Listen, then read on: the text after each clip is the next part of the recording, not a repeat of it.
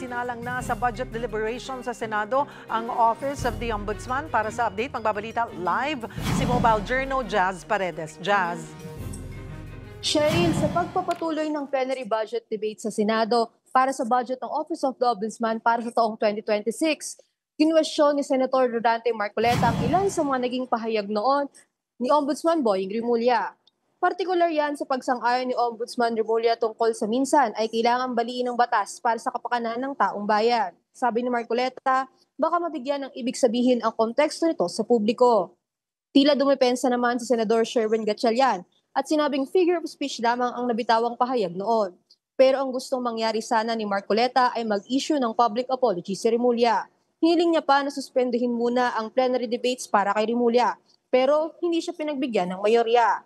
Cheryl, sa statement naman ni Ombudsman Boying Rimulya, hindi na raw siya muling maglalabas ng pahayag ukol sa timeline ng pag-i-issue ng warrant of arrest at magiging mas konserbatibo na raw siya para sa mga susunod na pagkakataon. Cheryl? Maraming salamat, Mobile Journal Jazz Paredes.